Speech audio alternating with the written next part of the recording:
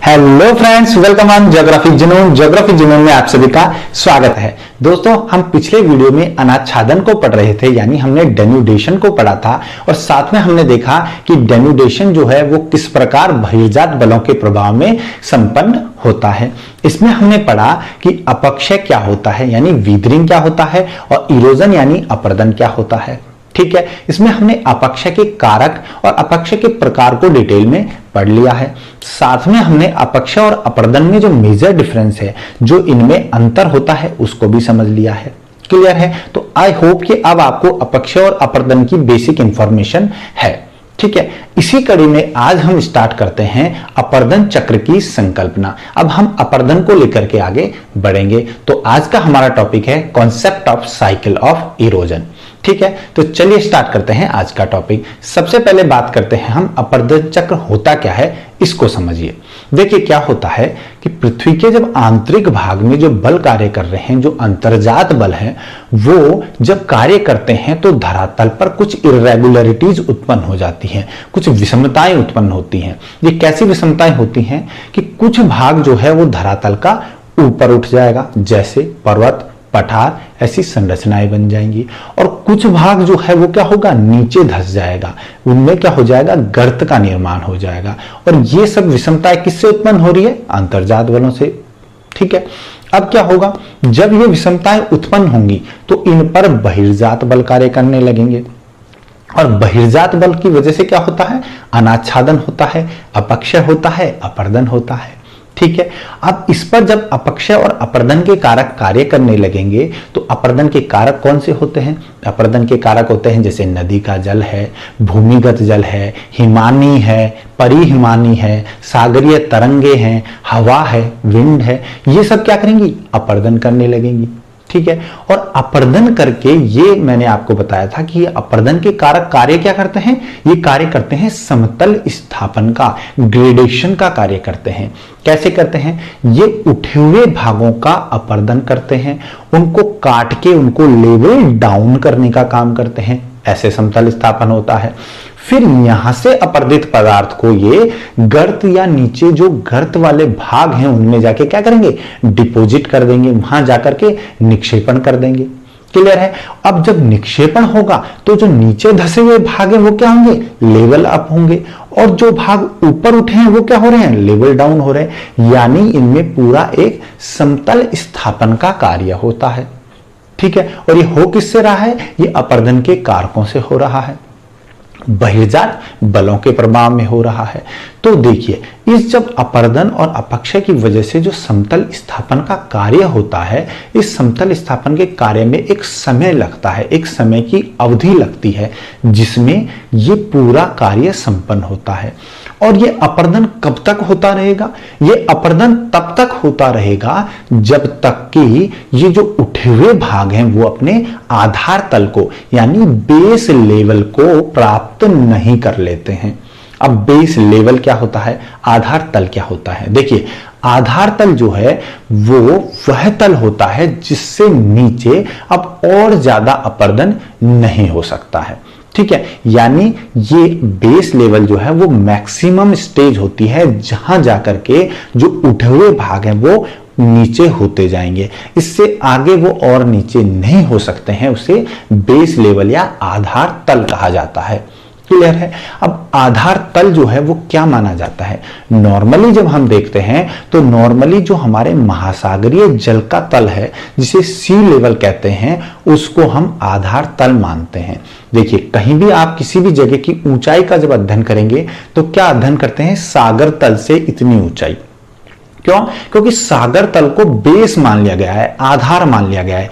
माना जाता है कि सागर का जो तल की ऊंचाई है बस लास्ट उस लेवल तक ही अपरदन हो सकता है, उससे आगे अपरदन नहीं हो सकता। क्यों? क्योंकि अपरदन के जो प्रक्रम है, चाहे वो नदी का जल हो चाहे हवा हो, वो उस लेवल तक ही काम कर सकते हैं, उसके बाद अपरदन नहीं कर सकते हैं।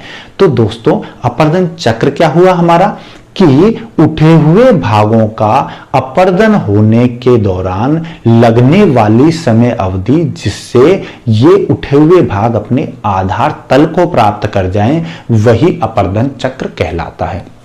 यानी बेसिकली ये क्या है, बेसिकली ये समय की एक अवधि है, ये पीरियड ऑफ एक टाइम है, ठीक है, जिसमें इरोजन जो है वो कंप्लीट होकर के बेस लेवल पे पहुंच जाता है। ठीक है, अब देखिए जो अपर्दन चक्र क्योंकि समय की अवधि है तो ऐसा नहीं है कि ये कुछ टाइम में ही कंप्लीट हो जाएगा, ये अलग अलग अवस्थाओं में कंप्लीट होता है, इसकी अलग अलग फेजेस होती हैं, उन फेजेस में ये इरोजन साइकिल कंप्लीट होता है। जैसे सबसे पहली अवस्था होती है युवावस्था, ठीक है, युवा अवस्था होती है यूथफुल स्टेज। दूसरी अवस्था होती है इसकी प्रौढ़ावस्था मैच्योरिटी स्टेज, और तीसरी स्टेज होती है वृद्धावस्था या जीर्णावस्था जिसे कहते हैं हम ओल्ड स्टेज। ठीक है, तो ये तीन अवस्थाएं होती हैं और इन तीन अवस्थाओं में ये साइकिल ऑफ इरोजन कंप्लीट होता है। क्लियर है? तो आई होप ये हो गया, आपको संपर्क संबंध समझ में आ गया कि इरोजन साइकिल क्या होता है, साइकिल ऑफ इरोजन क्या होता है। अब देखिए साइकिल ऑफ इरोजन का जो कॉन्सेप्ट निकल के आया है, ये कॉन्सेप्ट डेवलप कैसे हुआ, इसके ऊपर हम बात करते हैं कि साइकिल ऑफ इरोजन का कॉन्सेप्ट आया कैसे।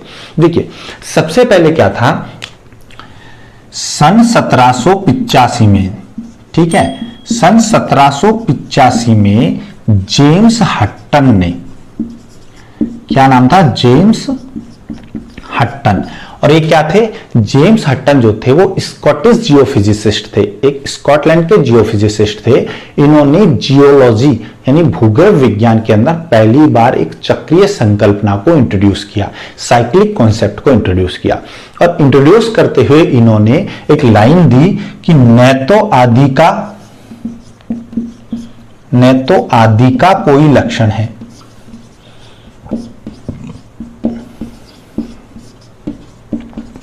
न तो आदि का कोई लक्षण है, न अंत का कोई भविष्य। ये इन्होंने कहा।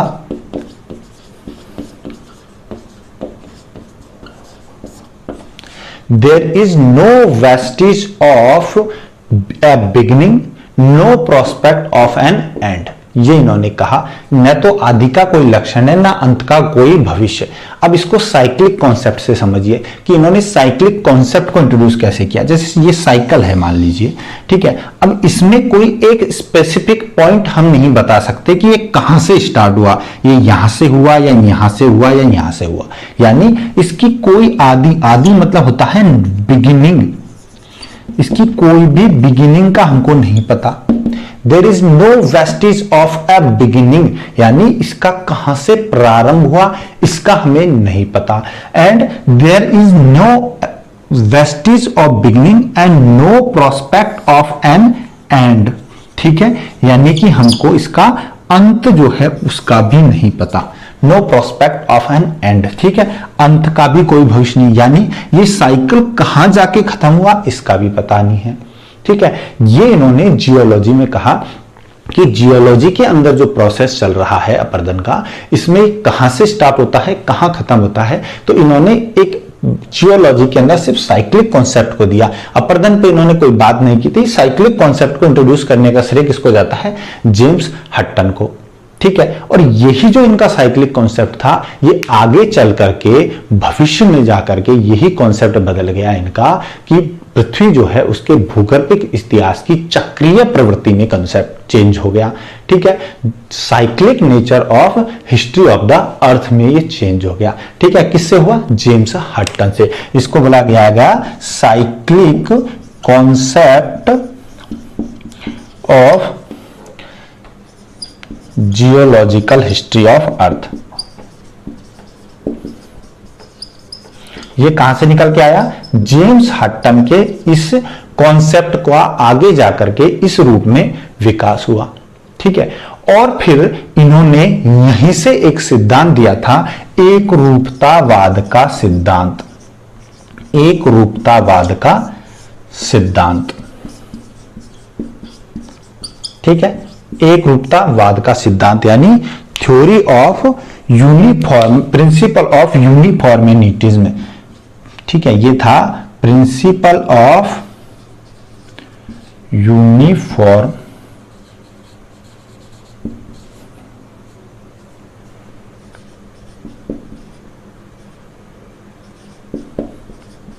यूनिफॉर्मिटेरियनिज्म।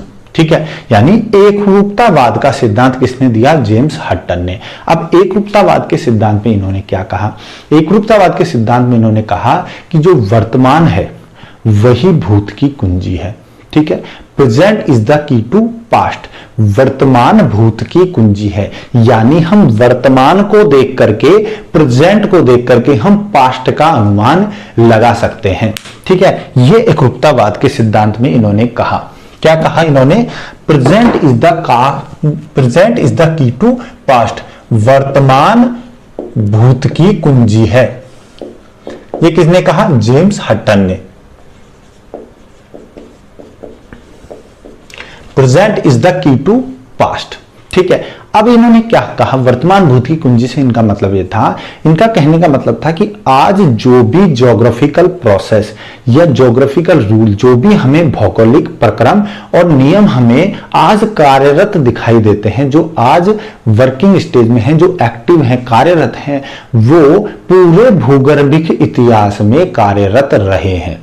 ठीक है, जो आज हमें दिखाई देते हैं भौगोलिक प्रक्रम, वो पूरे भूगर्भिक इतिहास में कार्यरत रहे हैं, भले ही उनका जो तीव्रता है वो उतनी ना हो जितनी आज है, यानी उनसे कम भी तीव्रता हो सकती है, उससे ज्यादा भी हो सकती है। यानी इसका मतलब क्या हुआ कि आज हम जितने भी ज्योग्राफिकल प्रोसेस देख रहे हैं, चाहे उनमें अपरदन का चक्र भी शामिल हो, वो जो आज हम देख रहे हैं ये पूरे भूगर्भिक इतिहास में रहा है। ठीक है, और ये चाहे कम तीव्रता से हो चाहे ज्यादा तीव्रता से हो, पर पूरे भूगर्भिक इतिहास में रहा है। यानी हम आज की स्थिति को देख करके और आज से पहले क्या रहा, यानी पास्ट में क्या था, उसका भी अनुमान लगा सकते हैं, और भविष्य में क्या होने वाला है इसका भी अनुमान लगा सकते हैं। इसी को इन्होंने कहा एक रूपतावाद का सिद्धांत, यानी पूरे भूगर्भिक इतिहास जो है उसमें एक चक्रीय अवस्था रही है, साइक्लिक कॉन्सेप्ट रहा है, और एक पूरा एक रूपता रही है, यानी एक जैसे ही प्रक्रम कार्यरत रहे हैं, एक जैसे ही प्रोसेस एक्टिव रहे हैं। इसे जेम्स हटन का एक रूपतावाद का सिद्धांत या cyclic concept of geological history, भूगर्भिक इतिहास जो है पृथ्वी का, उसका चक्रीय प्रकृति की बात कह सकते हैं। या फिर हम इसको बात कर सकते हैं कि इन्होंने कहा कि न तो आदि का कोई लक्षण है, न ही अंत का कोई भविष्य, और वर्तमान जो है वो भूत की कुंजी है, यानी हम वर्तमान को देख के भूतकाल का अनुमान लगा सकते हैं। ठीक है, तो यहां से साइकिल जो है वो जियोलॉजी के अंदर इंट्रोड्यूस हुआ, जेम्स हटन ने दिया। ठीक है, इसके बाद क्या हुआ? इस साइक्लिक के बाद में, इस साइक्लिक कॉन्सेप्ट के बाद में आए WM डेविस। क्या आए? विलियम मॉरिस डेविस आए। विलियम मॉरिस डेविस ने, WM डेविस ने 1899 में, ठीक है, इन्होंने 1899 में अपना कॉन्सेप्ट दिया साइकिल ऑफ इरोजन का। क्या दिया? साइकिल ऑफ इरोजन का इन्होंने कॉन्सेप्ट दिया।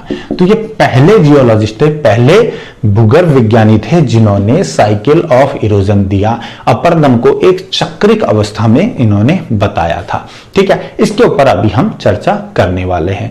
इनके बाद 1924 में वाल्थर पैंक आए। क्या आए?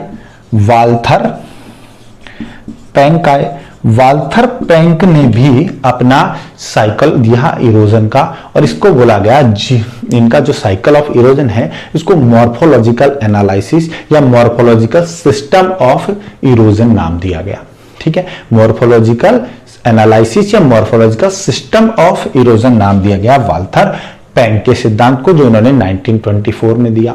फिर आगे ये अपरदन चक्र की संकल्पना कैसे बढ़ी? 1948 में एलसी किंग आए। एलसी किंग 1948 में आए। इन्होंने पेडिप्लेनेशन की संकल्पना दी। क्या दी? इन्होंने पेडिप्लेनेशन की संकल्पना दी, और पेडिप्लेनेशन की संकल्पना में इन्होंने अपरदन चक्र का अंतिम जो अवस्था थी वो पेडिप्लेन बताई। ठीक है, पेडिप्लेनेशन की संकल्पना दी, और इस तरह से धीरे धीरे करके ये साइकिल ऑफ इरोजन का कॉन्सेप्ट है जो आगे बढ़ता गया। ठीक है दोस्तों, तो आज यही टॉपिक है हमारा कि concept of cycle of erosion कैसे इंट्रोड्यूस हुआ। और आज हम स्टार्ट करते हैं विलियम मॉरिस डेविस का साइकिल ऑफ इरोजन। ठीक है, तो चलिए स्टार्ट करते हैं विलियम मॉरिस डेविस का साइकिल ऑफ इरोजन। देखिए, विलियम मॉरिस डेविस जो थे, WM डेविस, वो पहले जियोमॉर्फोलॉजिस्ट थे जिन्होंने साइकिल ऑफ इरोजन को इंट्रोड्यूस किया था। ठीक है, तो सबसे पहले अगर किसी ने ये कॉन्सेप्ट लाए थे तो वो थे William Morris Davis, WM Davis. सन 1899 में विलियम मॉरिस डेविस ने एक साइकिल ऑफ इरोजन दिया था जिसको कहा जाता है अपरदन का भौगोलिक चक्र। क्या कहा जाता है? अपरदन का भौगोलिक चक्र, ज्योग्राफिकल साइकिल ऑफ इरोजन कहा जाता है। ठीक है, तो डेविस के साइकिल ऑफ इरोजन को कहा जाता है अपरदन का भौगोलिक चक्र। इसमें इन्होंने क्या किया, देखिए, जो WM डेविस जो थे वो चार्ल्स डार्विन से बहुत प्रभावित थे। सन 1859 में उनकी एक बुक आई थी ओरिजिन ऑफ स्पीसीज, जिसमें उन्होंने बताया था कि जो प्रजातियां हैं वो उत्पन्न होती हैं, वो यंग अवस्था में जाती हैं, वो प्रौढ़ अवस्था में जाती है और फिर वृद्ध अवस्था में जाती है। ठीक है, ये किसने बताया था? चार्ल्स डार्विन ने। और डेविस भी उससे बहुत प्रभावित हुए। उन्होंने माना कि जो स्थलाकृतियां हैं, हमारे जो लैंडस्केप हैं, वो भी जीवित जीव की तरह होते हैं। वो भी क्या आते हैं? युवावस्था में जाते हैं, प्रौढ़ अवस्था में जाते हैं और वृद्धावस्था में जाते हैं। ठीक है, तो डेविस जो है वो चार्ल्स डार्विन से प्रभावित हुए और उनसे प्रभावित होकर के इन्होंने एक चक्रिक अवस्था को बताया। इन्होंने कहा कि जो हमारी स्थलाकृतियां हैं, जो लैंडस्केप हैं, वो संरचना, प्रक्रम और अवस्था का प्रतिफल होते हैं। ठीक है, क्या होते हैं? संरचना, प्रक्रम और अवस्था का प्रतिफल होते हैं। इसको हम समय भी कह सकते हैं। ठीक है, अवस्था का प्रतिफल होते हैं। तो हमारे landscape is the function of structure, process and stage. ठीक है, अब देखिए, यहां जो अवस्था या समय ले रहे हैं, ये कोई पॉइंट ऑफ द टाइम नहीं है, एक फिक्स पॉइंट नहीं है, ये एक क्या है? ड्यूरेशन ऑफ द टाइम है। अवस्था का मतलब क्या है? ड्यूरेशन ऑफ द टाइम, अवधि से मतलब है। ठीक है, जैसे अवधि, अवस्था मतलब युवावस्था। अब युवावस्था एक दिन की नहीं होती, पूरा एक टाइम होता है, एक पीरियड ऑफ टाइम होता है। तो यहां पर समय भी कह सकते हैं, अवस्था भी कह सकते हैं, मगर समय को यहां समझा जाए ड्यूरेशन ऑफ टाइम, अवधि से मतलब समझना है आपको। ठीक है, तो स्थलाकृतियां जो हैं, लैंडस्केप हैं, वो लैंडस्केप जो है वो संरचना, प्रक्रम और अवस्था का प्रतिफल होता है। ये इन्होंने कहा विलियम मॉरिस डेविस ने। ठीक है, अब हम इसमें बात करें कि संरचना, प्रक्रम और अवस्था से इनका मतलब क्या था। देखिए, ये जो तीनों है, संरचना, प्रक्रम और अवस्था है, इसको बोला जाता है ट्रायो ऑफ डेविस। अगर पूछा जाए कि ट्रायो ऑफ डेविस क्या है, यानी डेविस के त्रिकूट भी कहा जाता है इनको।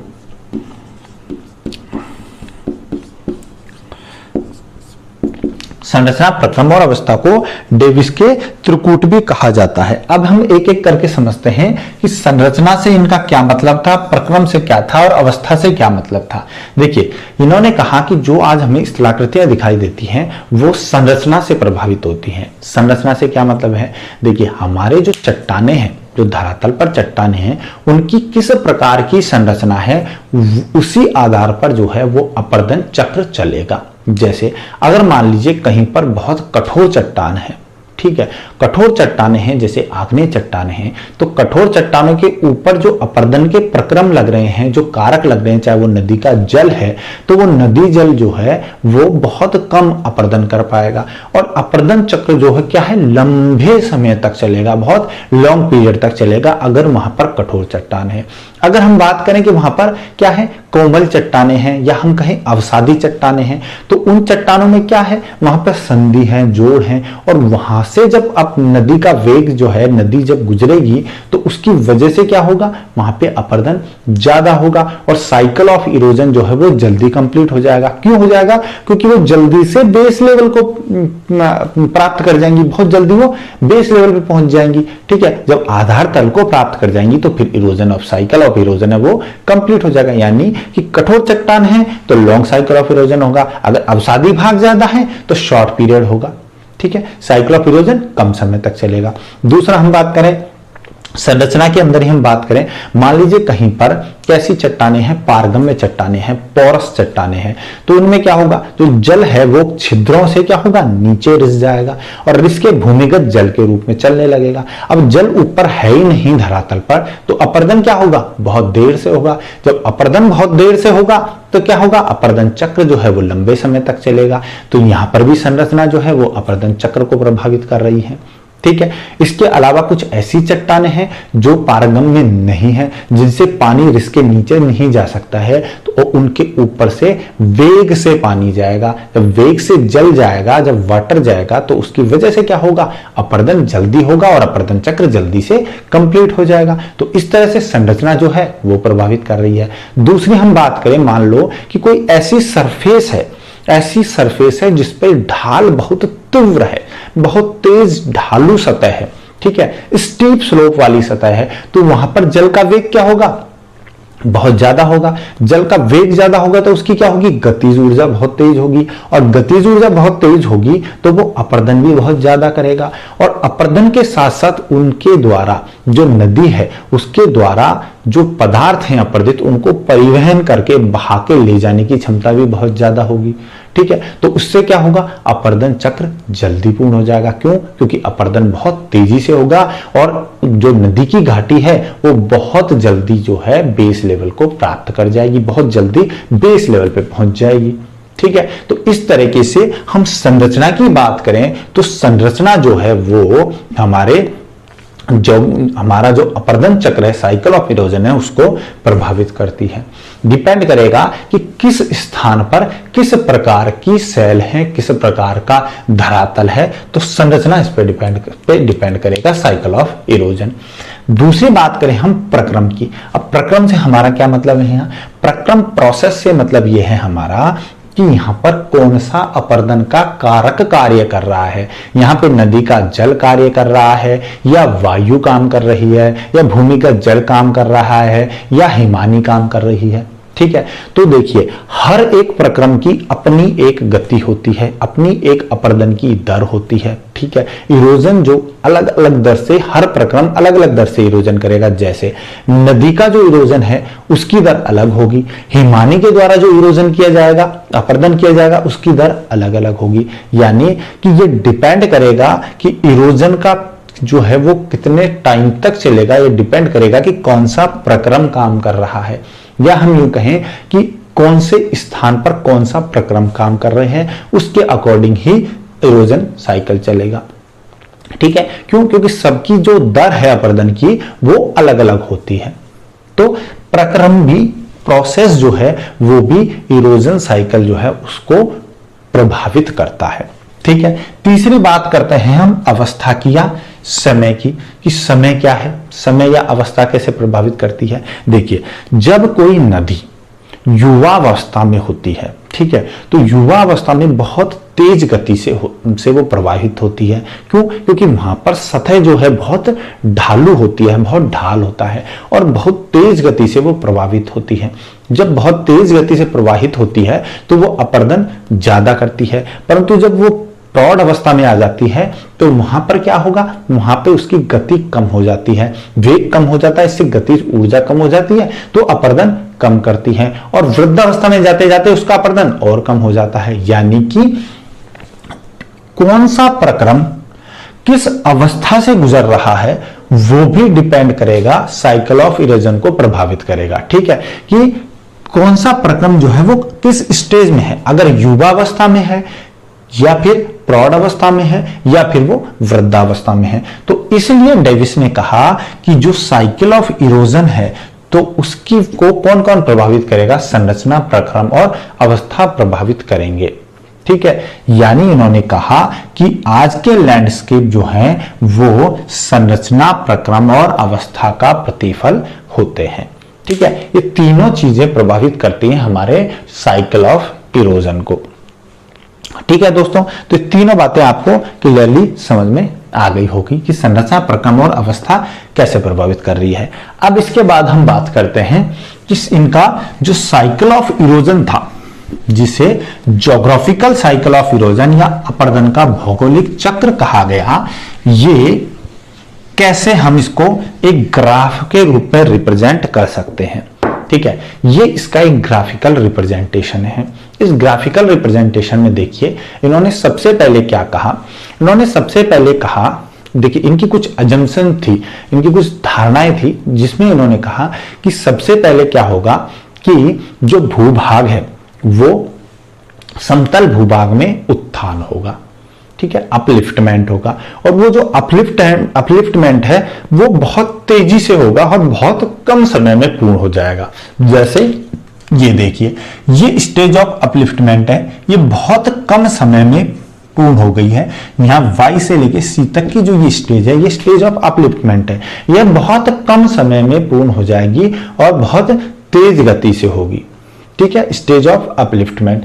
इसके बाद जब ये अवस्था पूर्ण हो जाएगी, इस अवस्था के पूर्ण होने के बाद अपर्दन स्टार्ट होगा। यानी अपर्दन चक्र के अंदर हम स्टेज ऑफ अपलिफ्टमेंट को इंक्लूड नहीं करते हैं, क्यों? क्योंकि एक प्रिपरेटरी स्टेज है। ठीक है, ये पहले की तैयारी वाली अवस्था है, अपर्दन चक्र प्रारंभ होने की तैयारी की अवस्था है। इसको क्या बोलेंगे? प्रिपरेटरी स्टेज बोलेंगे इसको।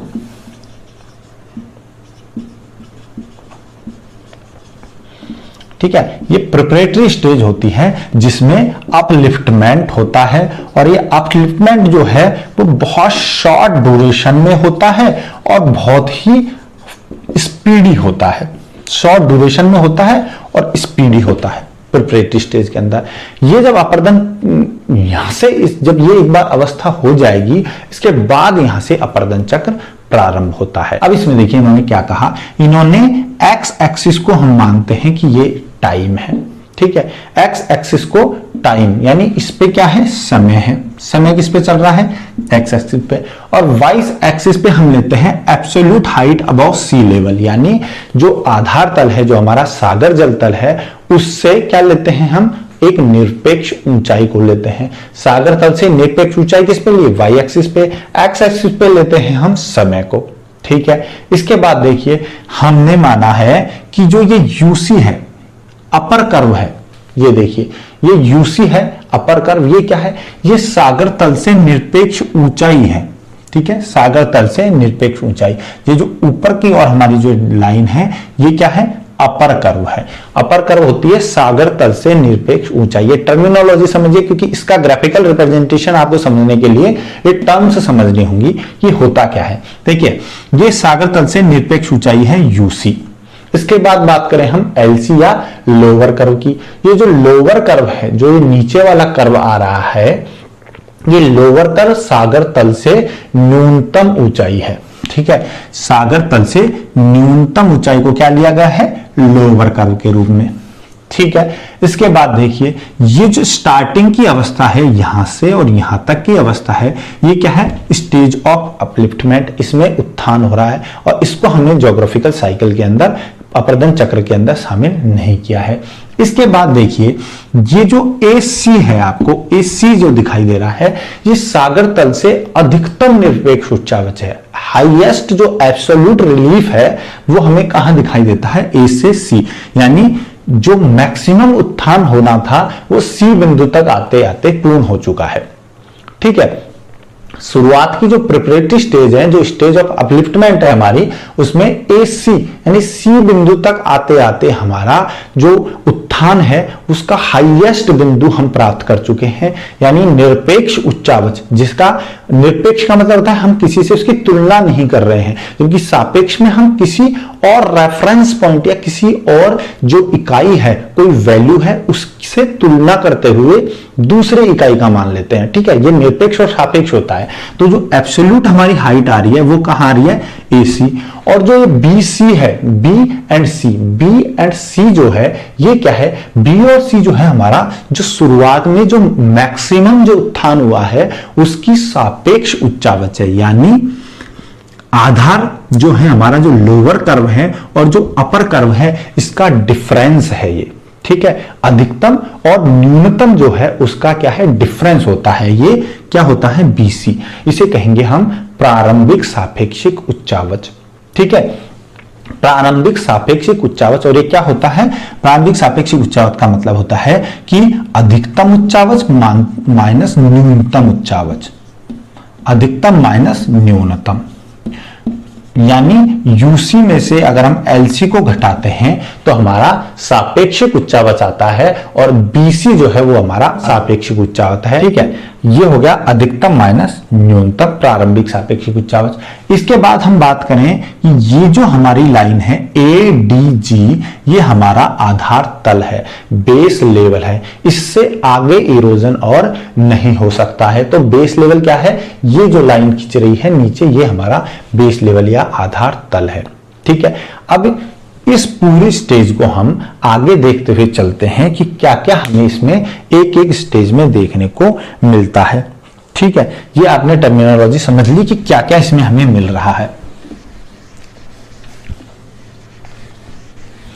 तो अब हमारा जो अपर्दन चक्र है ये स्टार्ट करते हैं हम। अपर्दन चक्र में सबसे पहले स्टेज आती है हमारी यूथफुल स्टेज या तरुण अवस्था या युवा अवस्था को लेते हैं। तो देखिए ये आती है हमारी यूथफुल या युवावस्था। ये कब स्टार्ट होती है, एक बार मैक्सिमम उत्थान हो चुका है, स्टेज ऑफ अपलिफ्टमेंट कंप्लीट हो चुकी है, इसके बाद हमारी जो है अपर्दन चक्र प्रारंभ हुआ। उसकी पहली अवस्था यूथफुल स्टेज है और ये जो यूथफुल स्टेज है ये तीनों अवस्थाओं में सबसे छोटी अवस्था होती है जो सबसे कम समय में पूर्ण होती है। इसमें क्या होता है, इसमें जब शुरुआत में जब अपर्दन चक्र प्रारंभ होता है तो जो नदियां हैं, जो सरिताएं हैं, वो बहुत छोटी होती हैं, उनकी लंबाई कम होती है और ये सरिताएं जो हैं वो अपने उद्गम की ओर, अपने ओरिजिन की ओर हेडवर्ड इरोजन करके यानी शीर्षवर्ती अपर्दन करती हैं ये, ठीक है। और शीर्षवर्ती अपर्दन किस तरफ करती हैं ये, अपने उद्गम की ओर, उद्गम की ओर शीर्षवर्ती अपर्दन करके अपनी लंबाई को बढ़ाने का प्रयास करती हैं, ठीक है। रिवर लेंथनिंग होती है, ठीक है, कि ये अपनी लंबाई को बढ़ाएंगी।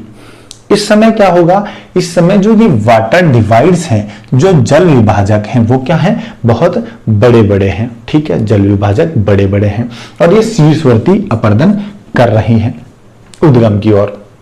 फिर क्या होगा इसमें आगे, आगे क्या होगा कि अब देखिए यहां पर क्योंकि ढाल बहुत अधिक होता है, युवावस्था के टाइम पे जो उठे हुए भाग हैं उनमें देखिए ये जो ऊपरी भाग जो हमें दिखाई दे रहे हैं ये, इन्हें हम बोलते हैं वाटर डिवाइड्स, जल विभाजकों के शिखर हैं। ये वाटर डिवाइड्स समिट हैं, जल विभाजकों के शिखर हैं। तो इस समय क्या है कि बहुत अधिक ढाल है, जब ढाल बहुत अधिक है तो नदी का वेग क्या होगा, बहुत ज्यादा होगा। जब नदी का वेग बहुत ज्यादा होगा तो उसकी वजह से उसकी गतिज ऊर्जा बहुत ज्यादा होगी और गतिज ऊर्जा बहुत ज्यादा होने से वो तेजी से अपर्दन करेगी और अपर्दन के कारण वो बहुत अधिक अवसादी पदार्थों को लेकर के नीचे आएगी और इसकी वजह से यहां पर एक अपर्दन होता है जिसे कहते हैं हम लंबवत अपर्दन, ठीक है।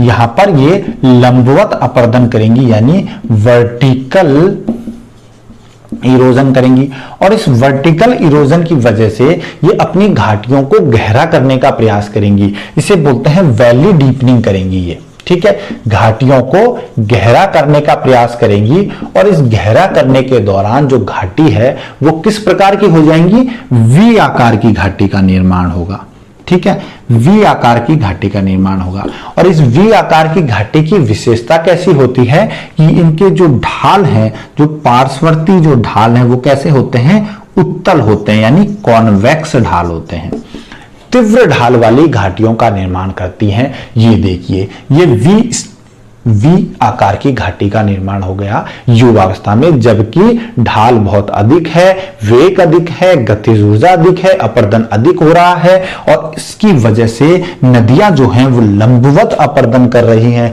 साइडों में नहीं कर रही हैं, लंबवत अपर्दन करके अपनी घाटी को गहरा करके वी आकार की घाटी का निर्माण करेंगी। और यही अपर्दन जब आगे और ज्यादा होता रहेगा तो ये आगे जाके क्या बना लेंगी, गॉर्ज बनाएंगी और कैनियन का निर्माण करेंगी, गॉर्ज और कैनियन का निर्माण करेंगी। यानी अब जो है जो वी आकार की घाटी है वो और ज्यादा गहरी होकर के आई शेप में आ जाएगी, तो गॉर्ज और फिर कैनियन का निर्माण होगा। ये देखिए, ये जो यूथफुल स्टेज है इसमें देखिए शुरुआत में जो है ये वी आकार की घाटी का निर्माण हो रहा है। इसके बाद ये देखिए यहां पे क्या मान सकते हैं हम, ये गॉर्ज का निर्माण हो रहा है, ठीक है, यूथफुल स्टेज में। क्लियर है, ये तो इनका अपर्दन का प्रक्रम है। इसके बाद देखिए अब क्या कह सकते हैं हम इसमें, अब इसमें ऊंचाई में क्या क्या चेंजेस आ रहे हैं उसको समझिए। ऊंचाई में क्या चेंज आ रही है, देखिए क्योंकि यहां पर अभी सिर्फ लंबवत अपर्दन हो रहा है, ऊपर नीचे की बात कर रहे हैं, तो घाटियां गहरी हो रही हैं, मगर जो हमारे जल विभाजक हैं, ये जो ऊपर वाले भाग हैं, ये क्या है, वाटर डिवाइड्स हैं, इन जल विभाजकों के शिखर में कोई अपर्दन नहीं हो रहा है। क्यों, क्योंकि यहां पर जो लेटरल इरोजन है, जो पार्श्ववर्ती अपर्दन है वो नहीं हो रहा है, लेटरल इरोजन यहां पर नहीं हो रहा है, पार्श्ववर्ती यानी साइड बाय साइड अपर्दन नहीं हो रहा होता है। इस वजह से जल विभाजकों के शिखर जो है वो स्थिर बने रहते हैं और इसी वजह से क्या होगा, इसी वजह से हम बात करें कि इनका जो निरपेक्ष उच्चावच है, ठीक है, जो निरपेक्ष उच्चावच है वो क्या बना रहेगा, स्थिर बना रहेगा। निरपेक्ष उच्चावच तो यहां क्या रहेगा, स्थिर, यूथफुल स्टेज में, ठीक है। निरपेक्ष उच्चावच कौन सा है हमारा, ए सी, ठीक है, तो ए सी जो है वो क्या है, स्टेबल है। ये तो क्या बना जाएगा, यहां पे प्रारंभिक जो निरपेक्ष उच्चावच है ये है, तो ये निरपेक्ष उच्चावच जो है यहां भी देख लीजिए, यहां भी देख लीजिए, तो निरपेक्ष उच्चावच जो है वो तो स्थिर बना रहेगा, जो कि प्रारंभ में कौन सा था निरपेक्ष उच्चावच, एसी था, जो कि सबसे अधिकतम था। मगर जो सापेक्ष उच्चावच है वो इसमें बढ़ेगा। क्यों बढ़ेगा सापेक्ष उच्चावच, क्योंकि घाटियां जो हैं वो गहरी हो रही हैं और सापेक्षिक उच्चावच का मतलब क्या होता है, अधिकतम कर्व माइनस न्यूनतम कर्व। अब यहां देखिए जो लोअर कर्व है, ये जो लोअर कर्व है ये और ज्यादा नीचे हो रहा है। क्यों हो रहा है, क्योंकि घाटी जो है उसमें गर्तन क्रिया हो रही है, वैली डीपनिंग हो रही है, घाटी गर्तन की क्रिया हो रही है, गहरी हो रही है। तो जब देखिए जब ऐसी स्टेज आएगी कि मान लीजिए ये घाटी जब नीचे जाती जाएगी और ये पोर्शन स्थिर है, ठीक है, तो निरपेक्ष उच्चावच तो स्थिर है और जो यहां घाटी है वो गहरी होती जा रही है, तो इसकी वजह से क्या होगा कि ये सापेक्षिक उच्चावच जो हमारा ये जो दिखाई दे रहा है हमें सापेक्षिक उच्चावच, ये क्या होगा, ये क्या है, सापेक्षिक उच्चावच हमारा है ये बढ़ता रहेगा। यानी इसमें निरपेक्ष उच्चावच स्थिर रहेगा यूथफुल स्टेज में और सापेक्षिक उच्चावच जो है हमारा जो रिलेटिव रिलीफ है वो बढ़ेगा, सापेक्षिक उच्चावच में वृद्धि होगी, ठीक है। ये होगा यूथफुल स्टेज में, ठीक है। अब देखिए यूथफुल स्टेज जो है उसमें जब निरपेक्ष उच्चावच स्थिर है, सापेक्ष उच्चावच बढ़ रहा है, तो यहां पर कुछ संरचनाएं भी बनेंगी, क्योंकि यहां पर ढाल बहुत अधिक है, ठीक है, ढाल बहुत अधिक है, तो यहां पर जो संरचनाएं बनती हैं उनमें अगर एकांतर क्रम में कुछ कठोर और मृदु चट्टानें आ जाती हैं, तो ढाल के सहारे जो जल है, जो नदी का जल है, वो उछलता हुआ आएगा और यहां पर उच्छलिकाओं का निर्माण होगा। उच्छलिकाएं, इन्हें बोला जाता है वाटर रैपिड्स, ठीक है। सबसे पहले क्या बनेगा, यहां पर उच्छलिकाएं बनेंगी, क्योंकि जल जो है वो एकांतर क्रम में मृदु और कठोर चट्टानों में ढाल के साथ उछलते हुए ऐसे ऐसे उछलते हुए आएगा, तो उच्छलिकाओं का निर्माण होगा। दूसरा यहां पर क्या बनेगा, यहां पर झरनों का निर्माण होगा, ठीक है, वाटरफॉल्स का निर्माण होगा। ये याद रखिए यूथफुल स्टेज में क्या बनेंगी, उच्छलिकाएं और वाटरफॉल्स बनेंगी और घाटी गर्तन की क्रिया होगी, घाटी की गहराई बढ़ेगी। निरपेक्ष उच्चावच स्थिर रहेगा मगर सापेक्ष उच्चावच बढ़ेगा, और उसका कारण क्या होगा कि ऊपरी कर्व जो है वो तो स्थिर है, यानी जल विभाजकों के शिखर जो है वो कोई पार्श्ववर्ती अपर्दन नहीं होने के कारण स्थिर है, जबकि घाटी की गहराई बढ़ रही है। एक स्थिर है और दूसरा नीचे की ओर बढ़ता जा रहा है, तो सापेक्षिक उच्चावच बढ़ेगा ना। पहले मान लो ये था, अब ये तो यहाँ की यहाँ स्टेबल है, मगर जो नीचे का जो है वो क्या है, नीचे जाता जा रहा है। तो ये जो है ये क्या हो रहा है, बढ़ता जा रहा है, तो सापेक्षिक उच्चावच बढ़ेगा। ये होगा यूथफुल स्टेज के अंदर। ठीक है, अब देखिए जो दूसरी अवस्था हमारी है, कौन सी अवस्था है दूसरी अवस्था है मैच्योर अवस्था। ठीक है, इसे बोलते हैं प्रौढ़ अवस्था, मैच्योर स्टेज या प्रौढ़ अवस्था। इसमें आते आते क्या हो जाएगा, अब यहां पे आते आते क्या होगा, प्रौढ़ अवस्था में आते आते जो नदियां हैं वो लंबी हो चुकी हैं। ठीक है, और यहां पर दोस्तों, यहां पर आते आते घाटी गर्तन की क्रिया है वो क्या हो जाएगी, स्लो हो जाएगी। ठीक है, घाटी गर्तन की क्रिया स्लो हो जाएगी और यहां पर पार्श्ववर्ती अपर्दन स्टार्ट हो जाएगा। ठीक है, यहां पर लंबवत अपर्दन तो हो जाएगा कम, लंबवत अपर्दन तो कम हो जाएगा, और पार्श्ववर्ती अपर्दन जो है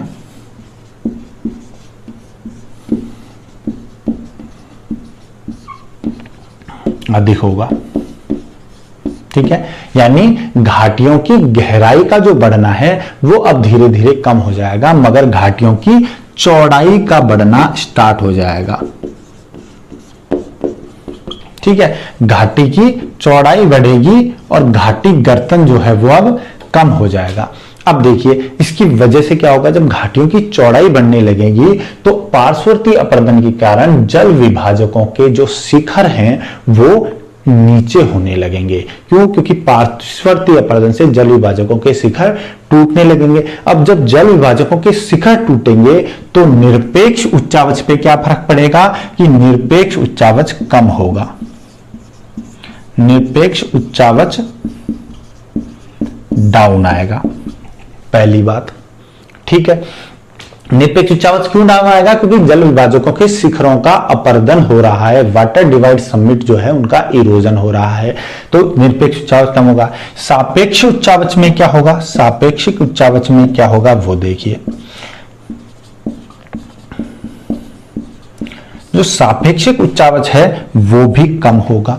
क्यों होने लगेगा सापेक्षिक उच्चावच, क्योंकि अब देखिए घाटी जो है उसका गर्तन कम हो रहा है। मान लीजिए पहले 2 इकाई का अगर घाटी का गर्तन हो रहा था, यूथफुल स्टेज में अगर 2 इकाई का हो रहा था, अब तो कितना हो गया है, 1 इकाई का हो गया है। ठीक है, अब 1 इकाई का होने की वजह से क्या होगा कि एक तो पहले से ही नीचे आ रहे हैं। ठीक है, पहले से ही सापेक्षिक उच्चावच कम हो रहा है। ठीक है, यानी ये ऊंचाई वाला भाग है ये पहले से ही कम होता जा रहा है। ऊपर से जो एक गहराई जो जा रही थी, गर्तन जो हो रहा था वो भी होना अब कम हो गया है, यानी ऊपर का भाग तो नीचे आ रहा है और नीचे का भाग अब और नीचे जा नहीं रहा है। तो इससे क्या होगा, सापेक्षिक उच्चावच जो है वो कम हो जाएगा। अगर 2 इकाई का पहले घाटी गर्तन हो रहा था, अब 1 इकाई घाटी गर्तन हो रहा है। ठीक है, और जो ऊपरी भाग था जल विभाजकों का वो भी नीचे आ रहा है। ये मान लीजिए कट के अब यहां आ गया है, तो अब आप देखिए सापेक्षिक उच्चावच क्या हो गया, कम हो गया। ठीक है, अब देखिए यहां पे हम बात करें तो यहां पे आते आते सापेक्षिक उच्चावच जो ये है हमारा, ये कम होने लगता है। सेकंड स्टेज में आते आते सेकंड स्टेज में निरपेक्षिक उच्चावच भी कम होता है और सापेक्षिक उच्चावच में भी कमी आती है। कारण दोनों का आपको बता दिया। निरपेक्ष उच्चावच इसलिए कम हो रहा है क्योंकि जल विभाजकों के जो शिखर है उनका पार्श्ववर्ती अपर्दन के कारण नीचे हो रहे हैं, और जबकि सापेक्षिक उच्चावच इसलिए कम हो रहा है क्योंकि अब घाटी गर्तन की क्रिया बंद हो गई है, कम हो गई है। इस वजह से अब घाटियां और ज्यादा गहरी नहीं हो रही है, बहुत धीमे गहरी हो रही है, जबकि जो ऊपर से जो जल विभाजकों के शिखर हैं वो तेजी से डाउन आ रहे हैं। ठीक है, यानी अगर जल विभाजकों के शिखर माने हम ये 2 इकाई की दर से कम हो रहे हैं, तो यानी पार्श्ववर्ती अपर्दन अधिक हो रहा है, 2 इकाई हो रहा है, तो लंबवत अपर्दन सिर्फ 1 इकाई हो रहा है। इस वजह से क्या हो रहा है, इसकी वजह से सापेक्षिक उच्चावच कम हो रहा है। दूसरा, अब जब ये मैच्योर स्टेज है, प्रौढ़ावस्था है, इसमें आते आते ढाल कम हो जाएगा। क्लियर है। अब जब ढाल कम हो जाएगा तो यहां पर आकर जो नदी है वो अपर्दन के साथ साथ निक्षेपण का कार्य भी करेगी। निक्षेपण का कार्य कहां स्टार्ट होगा, सेकंड स्टेज, यानी हमारी जो प्रौढ़ावस्था है, मैच्योर स्टेज है, उसमें निक्षेपण का कार्य स्टार्ट होगा। और निक्षेपण की वजह से जो ढालू सतह हैं, जो पहाड़ है, उनके पर्वतपदीय क्षेत्रों में क्या होगा, हमें जो पर्वतपदीय क्षेत्र हैं उनमें जलोढ़ पंख या जलोढ़ शंकु का निर्माण होगा। जलोढ़ शंकु या जलोढ़ पंख का निर्माण हमें यहां पे दिखाई देगा। ठीक है, तो जलोढ़ शंकु और जलोढ़ पंख जो है हमें वो कहां पे दिखाई देंगे, जलोढ़ पंख और जलोढ़ शंकु, एलुवियल फैन एंड एलुवियल कोन जो है वो हमें दिखाई देंगे मैच्योर स्टेज के अंदर, पर्वतपदीय क्षेत्रों में। ठीक है, और ये मैच्योरिटी स्टेज जो है वो ऐसी अवस्था है जिसमें अपर्दन भी हो रहा है और निक्षेपण भी हो रहा है। ठीक है, यानी यहां पर अभी भी जो है वो लंबवत अपर्दन हो रहा है, भले ही वो कम हो रहा है बहुत, मगर अपर्दन हो रहा है। ठीक है, सेकंड स्टेज में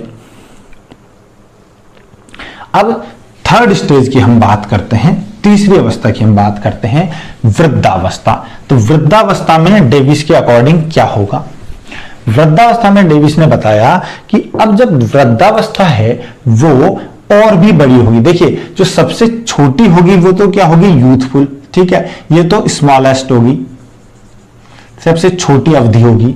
ठीक है, और जो मैच्योर स्टेज है वो स्मॉल होगी, यानी इससे बड़ी होगी, यूथफुल स्टेज से बड़ी होगी और वृद्धावस्था से छोटी होगी। और जो ये होगी वो लार्ज होगी, बड़ी अवस्था होगी, ओल्ड स्टेज।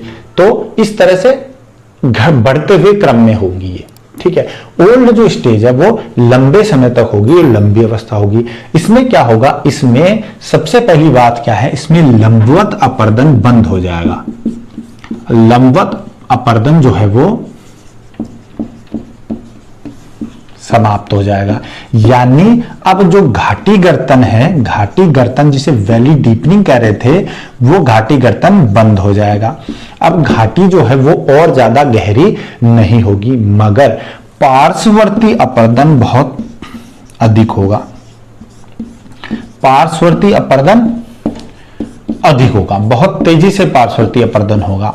और इस पार्श्ववर्ती अपर्दन लेटरल इरोजन की वजह से जो ये घाटियां हैं उनकी चौड़ाई जो है वो, घाटी की चौड़ाई बहुत अधिक हो जाएगी, घाटी चौड़ाई बढ़ेगी। ठीक है, घाटी की चौड़ाई बहुत तेजी से घटेगी। और दूसरी बात हम करें कि जब ये पार्श्ववर्ती अपर्दन बहुत तेजी से होगा तो जो जल विभाजकों के शिखर हैं उनमें तेजी से कमी आएगी। ठीक है, वाटर डिवाइड जो है, जल विभाजक शिखर जो है वो, जल विभाजक शिखर की ऊंचाई जो है वो तेजी से घटेगी।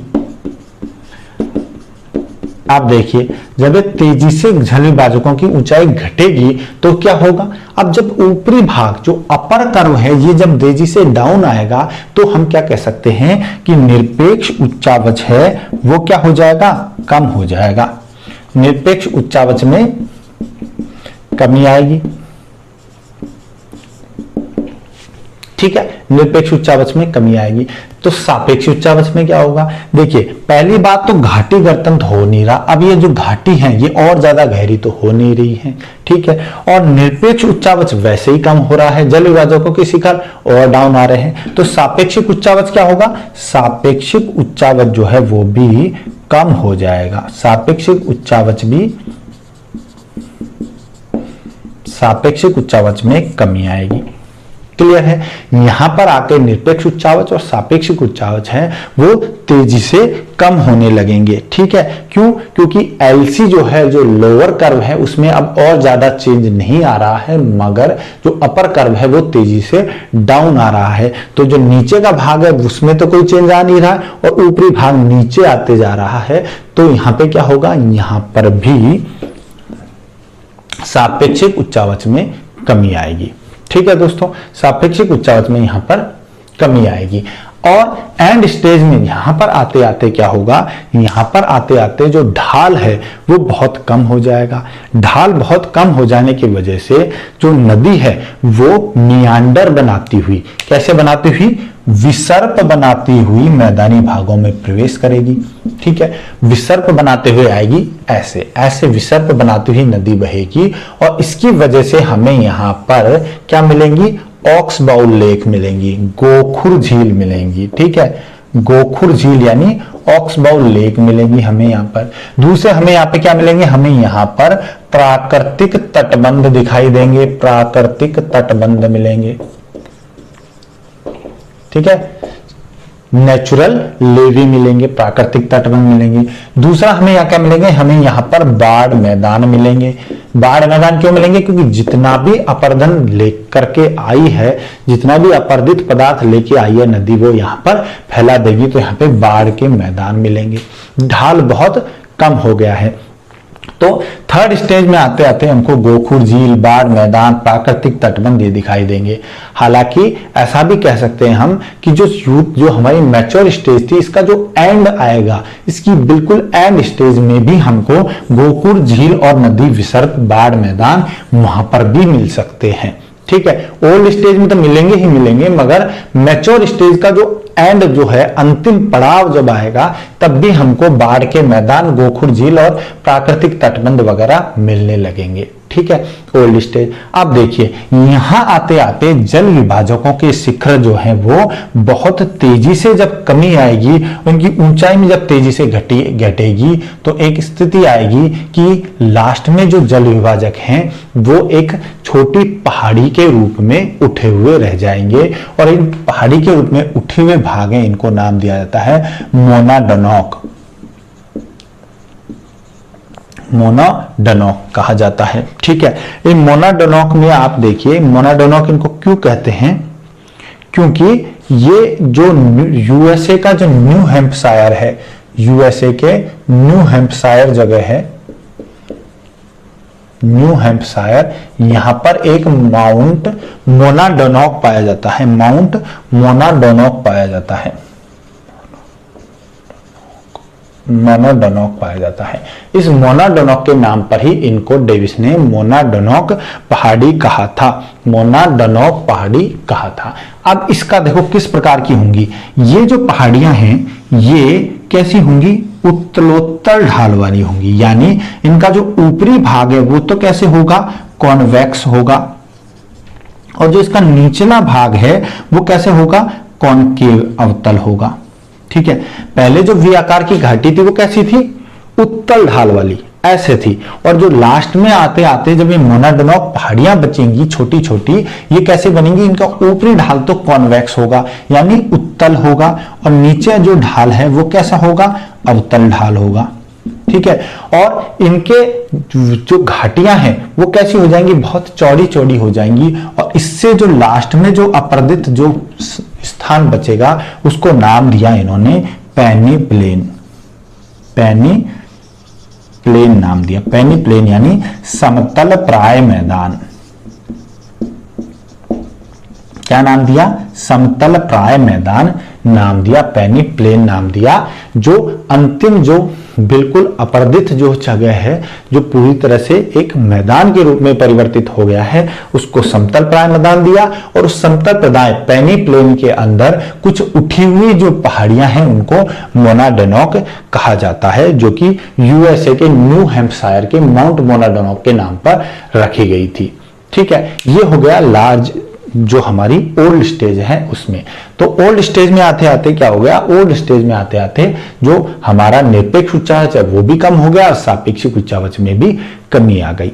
ठीक है दोस्तों, तो ये तीनों स्टेज थी किसकी, डेविस के साइकिल ऑफ इरोजन की।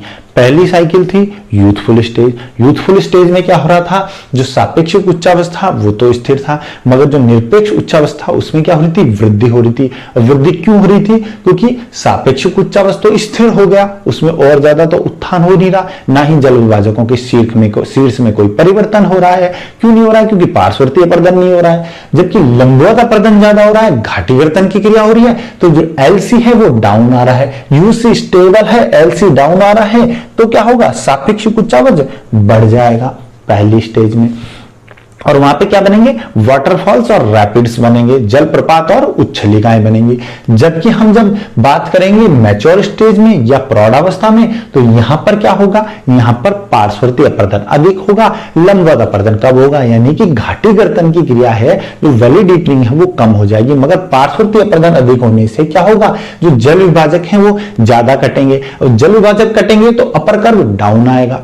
ठीक है, यानी कि जो निरपेक्ष उच्चावच है उसमें कमी होगी। दूसरा, यहां पे सापेक्षिक उच्चावच में भी कमी आएगी। क्यों आएगी, क्योंकि अब जो घाटी गर्तन की क्रिया है वो कम हो गई है, जो ऊपर का भाग है वो भी नीचे आ रहा है, और ये जो नीचे वाला भाग जो पहले नीचे जा रहा था अब और ज्यादा नीचे नहीं जा रहा है, बहुत धीरे धीरे जा रहा है, यानी इसकी वजह से यहाँ पे सापेक्षिक उच्चावच में भी कमी आएगी। और हमें यहाँ क्या देखने को मिलेगा, यहाँ ढाल में कमी की वजह से पर्वतपदीय क्षेत्रों में निक्षेपण देखने को मिलेगा, और यहाँ पे एलुवियल फैन और एलुवियल कोन मिलेंगे, हमें जलोढ़ पंख और जलोढ़ शंकु मिलेंगे।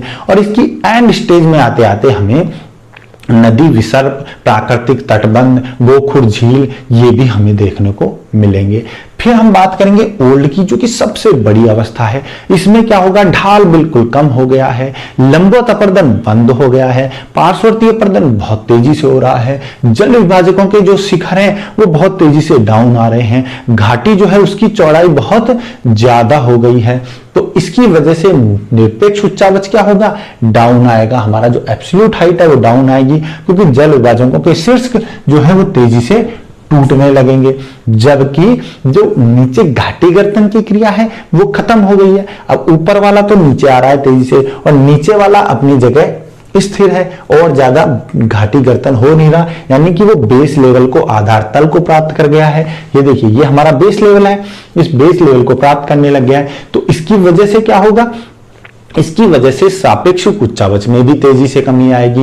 और एंड स्टेज में आते आते जब ओल्ड एज कंप्लीट होगी, तो यहां पर जो हमारी जो संरचना है, जो उठे हुए भाग हैं वो आधार तल को प्राप्त कर जाएंगे, और सिर्फ कुछ ऊंची उठी हुई पहाड़ियां बचेंगी जिन्हें मोनाडनॉक कहेंगे, और जो साथ में जो चारों तरफ मैदानी भाग बन जाएगा उसे कहा जाता है पेनेप्लेन या समतल प्राय मैदान।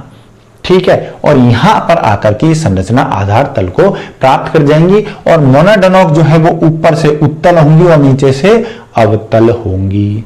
ठीक है, ये हो गया इन शॉर्ट हमारा पूरा क्या था, डेविस का साइकिल ऑफ इरोजन। अब देखिए, अब साइकिल ऑफ इरोजन जो है, हर इस सिद्धांत की कुछ कमियां होती हैं। ठीक है, कुछ कमियां भी होती हैं और कुछ इसकी अच्छाई भी होती हैं। तो हम अब डेविस का जो साइकिल ऑफ इरोजन है इसका मूल्यांकन करते हैं। क्या करते हैं, मूल्यांकन, इवैल्यूएशन करते हैं, इसका इवैल्यूएशन कैसे होता है। तो सबसे पहले हम बात करते हैं कि जो डेविस का जो ये सिद्धांत है इसकी अच्छाइयां क्या थी। ठीक है, अच्छी चीजें इसमें क्या थी। देखिए, सबसे पहली अच्छी चीज तो इसकी ये थी कि ये सिद्धांत जो है वो पहले जियोमॉर्फोलॉजिस्ट थे जिन्होंने ये अपर्दन चक्र की संकल्पना, अपर्दन चक्र का सिद्धांत दिया। ठीक है, और इस अपर्दन चक्र की संकल्पना ने इस क्षेत्र में और ज्यादा रिसर्च करने के लिए लोगों को प्रोत्साहित किया। क्यों, क्योंकि ये पहले जियोमॉर्फोलॉजिस्ट थे जिन्होंने साइकिल ऑफ इरोजन को दिया था। पहली बात तो ये थी। दूसरा इसमें क्या था कि इनका जो सिद्धांत जो था, इसमें इन्होंने अंतर्जात बल और बहिर्जात बलों का एक बहुत अच्छे से संबंध जो था उसको स्पष्ट किया। इन्होंने बताया कि अंतर्जात बलों से विषमताएं उत्पन्न हो रही है और बहिर्जात बल है वो विषमताओं को खत्म करके समतल स्थापन का कार्य कर रहे हैं। तो ये भी सिद्धांत की बहुत अच्छी बात थी।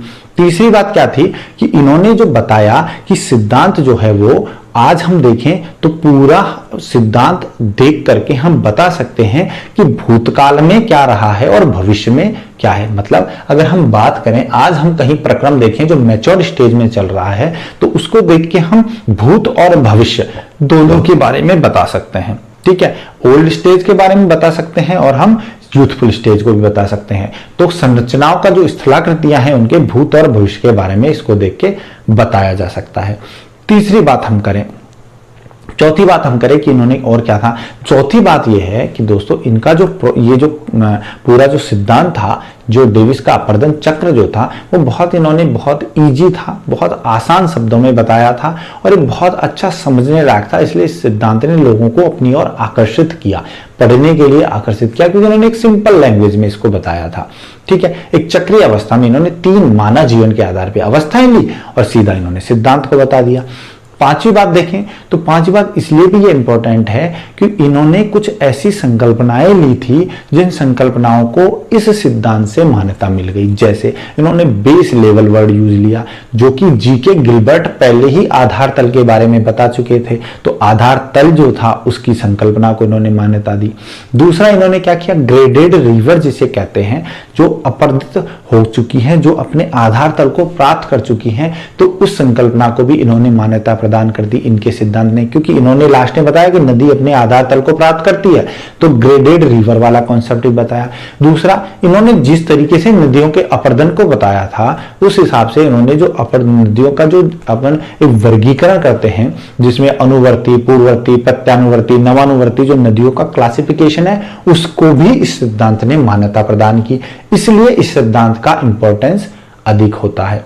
ठीक है, ये तो थे इस सिद्धांत की अच्छी चीजें।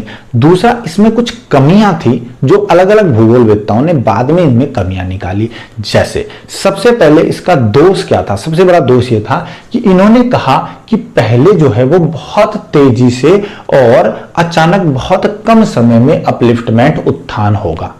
ठीक है, बहुत तेजी से और बहुत अचानक अपलिफ्टमेंट होगा। मगर प्लेट विवर्तनिकी सिद्धांत, जो कि आज हमारा सबसे नया सिद्धांत है, आधुनिकतम सिद्धांत है, वो क्या कहता है कि वो ये कहता है कि जो अपलिफ्टमेंट है वो अचानक नहीं होता है, वो एक सतत प्रक्रिया है, एक कंटिन्यूअस प्रोसेस है, वो मंद गति से लंबे समय तक होता रहता है।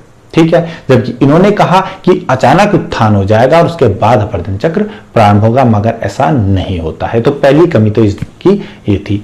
दूसरा, इन्होंने कहा कि एक बार जो है वो उत्थान पूरा होगा, यानी स्टेज ऑफ अपलिफ्टमेंट एक बार पूरी होगी और उसके बाद अपर्दन स्टार्ट होगा। यानी इनका कहने का मतलब ये था कि पूरा टाइम जो है वो अपलिफ्टमेंट पूरा होने के बाद अपर्दन होगा और इस पूरे अपर्दन चक्र में कहीं भी दोबारा उत्थान नहीं होगा। उत्थान एक बार ही होकर पूरा हो जाएगा, दोबारा उत्थान नहीं होगा। मगर प्लेट विवर्तनिक सिद्धांत ये भी कहता है, क्योंकि उत्थान की प्रक्रिया जो क्या है, एक कंटिन्यू प्रोसेस है, सतत प्रक्रम है, इसलिए ऐसा नहीं होता है कि एक बार उत्थान होगा उसके बाद अपर्दन चलेगा। ऐसा भी हो सकता है कि बीच में भी कहीं उत्थान हो सकता है। ठीक है, यानी जो अपर्दन है वो उत्थान का इंतजार नहीं करेगा। एक बार जैसे अपलिफ्टमेंट हुआ, चाहे वो थोड़ा ही हो, अपर्दन तुरंत स्टार्ट हो जाता है। अपर्दन जो है वो उत्थान का इंतजार नहीं करता है। ये कौन कहता है? प्लेट विवर्तनिक सिद्धांत। ये देखिए, जैसे इसमें इन्होंने कहा था वो बात में इनकी गलत साबित हो जाती है। तीसरी बात इन्होंने क्या कहा, उन्होंने बताया कि ये जो हो रहा है, अपर्दन जो हो रहा है, ये किसका? संरचना, प्रक्रम और अवस्था का प्रतिफल है। ठीक है, यानी ये टाइम डिपेंडेंट है, समय पे आधारित है। मगर इनके बाद जो 1924 में पेंक की संकल्पना आई, उसमें इन्होंने कहा, पेंक ने कहा कि ये संकल्पना जो है वो एक टाइम डिपेंडेंट नहीं है, बल्कि टाइम इंडिपेंडेंट है, समय से स्वतंत्र है। क्यों है टाइम इंडिपेंडेंट?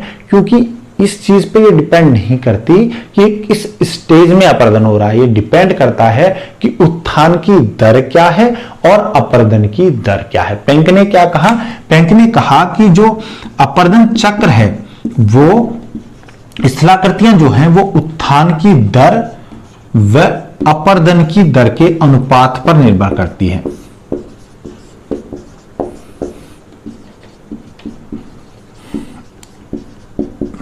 ठीक है, तो स्थलाकृतियां संरचना, प्रक्रम और अवस्था का प्रतिफल ना होकर के और उत्थान की दर और अपर्दन की दर के अनुपात पर निर्भर करती है कि कितना ज्यादा उत्थान हो रहा है और कितना ज्यादा कटाव हो रहा है। उस हिसाब से हमें स्थलाकृतियां देखने को मिलती हैं। ठीक है, ये इन्होंने कहा था। दूसरा, अब मैंने आपको बताया कि पूरी जो स्टेज है इसमें इन्होंने कहा कि कहीं भी अपलिफ्टमेंट नहीं होता है, मगर अगर हम प्लेट टेक्टोनिक थ्योरी की बात करें तो इसमें कहीं भी बीच में भी अपलिफ्टमेंट हो सकता है, और जब अपलिफ्टमेंट हो जाएगा बीच में तो अपर्दन चक्र में क्या आ जाएगा, व्यवधान उत्पन्न हो जाएगा, डिस्टरबेंस आ जाएगा। क्यों? क्योंकि देखिए यहां पर आकर के मान लीजिए ओल्ड स्टेज में आ गई है और यहां पर अपर्दन चक्र जब पूर्ण होने वाला है उससे पहले ही दोबारा उत्थान हो गया, और जब दोबारा उत्थान हो गया तो यहां से फिर क्या होगा, पीछे जब सारे भाग उठ गए तो ये यहां खत्म नहीं हुआ है, ये आगे जो प्रोसेस है ये बिल्कुल रुक जाएगा, आगे जाएगा ही नहीं और यहां से फिर से स्टार्ट हो जाएगा। ठीक है, यानी इनके द्वारा ये कहा गया कि उत्थान जो है वो एक बार ही हो रहा है, आगे उत्थान नहीं हो रहा है, मगर ऐसा होता नहीं है, क्योंकि एक बार अपर्दन चक्र जो चल रहा है उसमें बीच में अगर उत्थान हो जाता है तो फिर से एक नया अपर्दन चक्र प्रारंभ हो जाता है। ये भी इनके सिद्धांत की एक कमी थी। ठीक है, तो ये 4 बातें इनके सिद्धांत में कमियां थी। पेंक ने कहा कि उत्थान जो है वो संरचना, प्रक्रम और अवस्था का प्रतिफल नहीं होता, यानी टाइम डिपेंडेंट नहीं होता, ये टाइम इंडिपेंडेंट होता है, सिर्फ डिपेंड इस पे करता है कि उत्थान की दर क्या है और अपर्दन की दर क्या है। ठीक है दोस्तों, तो ये था हमारा WM डेविस का साइकिल ऑफ इरोजन या ज्योग्राफिकल साइकिल ऑफ इरोजन, अपर्दन का भौगोलिक चक्र। इसमें इन्होंने नदी के द्वारा 3 अवस्थाओं के अपर्दन को बहुत सरल और आसान शब्दों में समझाया था। ठीक है दोस्तों, तो अगले वीडियो में हम करेंगे कवर वाल्थर पेंक का अपर्दन चक्र। ठीक है, तो आप वीडियो को लाइक कीजिए, चैनल को सब्सक्राइब कीजिए, बेल आइकन को प्रेस कीजिए और दोस्तों से शेयर कीजिए। मिलते हैं अगले वीडियो में। Thank you so much.